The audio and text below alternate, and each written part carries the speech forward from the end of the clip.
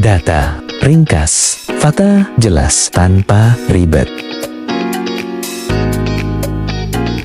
Halo, bersama kami lagi di sini Data Ringkas. Oke, kali ini kita mau bedah sesuatu yang kayaknya kita semua pernah ngerasain deh. Kenapa sih dunia maya itu sering banget rasanya penuh sama hal-hal negatif dan kemarahan? Coba deh, pernah nggak sih Anda buka media sosial, baru scroll sebentar, udah capek duluan lihat isinya marah-marah sama debat terus. Kalau iya, Anda nggak sendirian kok. Dan ternyata ya, ini tuh bukan kebetulan sama sekali. Ada sebuah sistem yang memang sengaja dirancang biar kita terus-terusan lihat hal-hal kayak gitu. Yuk kita bongkar bareng-bareng cara kerjanya. Nah, dalam pembahasan kali ini kita akan membedah anatomi kemarahan online ini lewat 5 bagian penting. Kita mulai dari kenapa sih perhatian Anda itu jadi barang yang super berharga, sampai ke gimana semua ini akhirnya ngefek ke psikologi kita. Oke, kita langsung masuk aja ya. Untuk ngertiin ini semua, kita harus paham dulu konsep dasarnya, yaitu pasar perhatian. Coba deh bayangin, perhatian Anda itu kayak mata uang. Beneran, ini komoditas paling panas sekarang. Di dunia digital yang super rame ini, setiap aplikasi, mau itu Instagram, TikTok, portal berita, semuanya itu lagi balapan buat dapatin pembayaran dari Anda. Pembayarannya apa? Ya waktu dan fokus Anda. Jadi makin lama mereka bisa bikin Anda nempel di layar, makin gede juga keuntungan buat mereka. Ini bukan ide baru loh.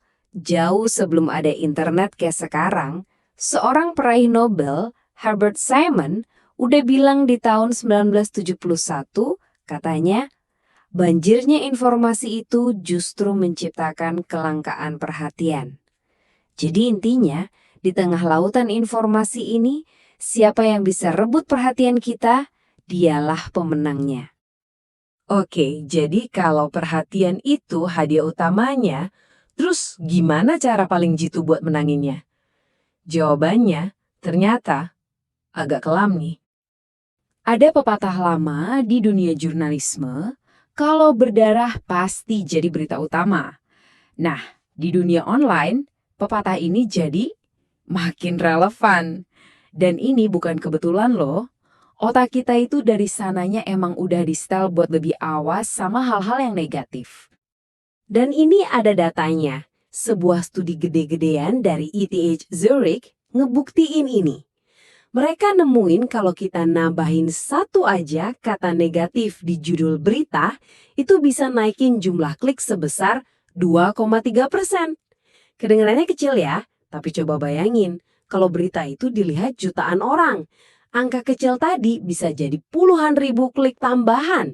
Ujung-ujungnya, duit iklan yang lebih banyak. Makanya, negativitas itu jadi resep yang menggoda banget. Kenapa bisa gitu? Ya, karena ini nyangkut ke psikologi dasar kita. Secara evolusi, nenek moyang kita yang paling peka sama ancaman, misalnya dengar suara aneh di semak-semak. Ya, merekalah yang paling mungkin selamat. Nah, bias negativitas ini tuh masih nempel di otak kita sampai sekarang. Makanya, konten negatif itu rasanya lebih nendang dan lebih gampang kita ingat. Oke, sekarang kita udah tahu kenapa negativitas itu ampuh. Pertanyaan berikutnya adalah, gimana caranya platform media sosial itu secara sistematis manfaatin ini buat bikin kita terus-terusan marah dan ya terus engage? Langkah pertama, media sosial itu jago banget ngebantu kita ngebentuk identitas kelompok. Tiba-tiba kita jadi lebih gampang mendefinisikan diri kita berdasarkan kita ini kelompok apa. Nah, secara otomatis ini langsung menciptakan tembok pemisah antara kita dan mereka. Dari sini nih muncul sesuatu yang bahaya banget, namanya pelepasan moral. Ini adalah proses di mana nyerang orang lain di dunia maya itu jadi nggak terasa salah lagi. Kenapa? Karena dianggap sebagai cara buat membela kelompok kita.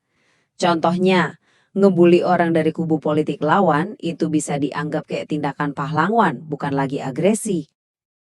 Puncaknya, Ini yang paling parah adalah dehumanisasi.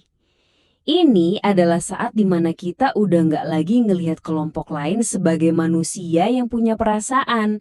Kita mulai ngasih label ke mereka kayak cebong, kampret, atau apapun sebutan lain yang merendahkan. Nah, pas empati udah hilang, nyerang mereka jadi gampang banget tanpa ada rasa bersalah sama sekali. Dan algoritma media sosial, wah ini benar-benar bikin semuanya jadi makin parah.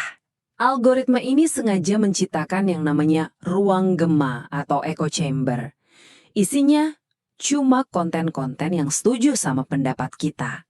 Akibatnya, pandangan yang tadinya mungkin ekstrim jadi kelihatan normal dan rasa benci ke mereka jadi makin kuat. Terus, apa dong dampaknya buat kita semua yang tiap hari hidup di lingkungan digital penuh konflik kayak gini? Ternyata, badan dan pikiran kita itu ada batasnya loh. Dampaknya adalah kita jadi menghindari berita. Ini bisa jadi pilihan sadar ya. Anda sengaja matiin berita karena, aduh capek banget, isinya negatif terus. Atau bisa juga terjadi tanpa sadar. Tiba-tiba Anda sadar udah lebih sering nonton konten hiburan karena berita rasanya berat banget. Lama-kelamaan, karena terus-terusan dihajar sama kemarahan dan berita buruk, kita bisa mengalami yang namanya desensitisasi media. Gampangnya kita jadi mati rasa. Ini sebenarnya mekanisme pertahanan alami dari otak kita biar nggak stres terus-terusan. Proses mati rasa ini ada 3 tahap. Pertama, kita jadi terbiasa. Berita kekerasan yang dulu bikin kaget, sekarang ya jadi pemandangan biasa aja. Kedua, terbentuk pola pikir baru. Otak kita mulai nganggap kalau saling serang di kolom komentar itu, ya emang gitu, normal. Dan yang ketiga, emosi kita jadi tumpul. Kita nggak lagi ngerasain simpati atau marah yang sama kuatnya pas lihat penderitaan orang lain. Nah, tapi ada sisi menariknya nih. Ternyata alat yang sama yang jadi sumber masalah ini sebenarnya juga punya potensi buat jadi solusinya. Iya, media sosial emang bisa memecah belah. Tapi dia juga punya kekuatan buat menyatukan. Platform yang sama yang bisa dipakai buat nyebar kebencian, bisa banget kita pakai buat nyebar cerita-cerita yang justru ngingetin kita semua bahwa kita ini sama-sama manusia. Nah, disitulah kuncinya. Pakai alat yang sama, tapi buat tujuan yang sebaliknya. Jadi, pertanyaannya sekarang kembali ke kita masing-masing. Setelah tahu kalau perhatian kita itu komoditas super berharga yang diperebutkan dalam sebuah sistem yang sengaja dirancang buat mancing amarah, kita mau pakai perhatian kita buat apa? Setiap like, setiap share, setiap detik waktu yang kita habiskan online itu adalah sebuah pilihan.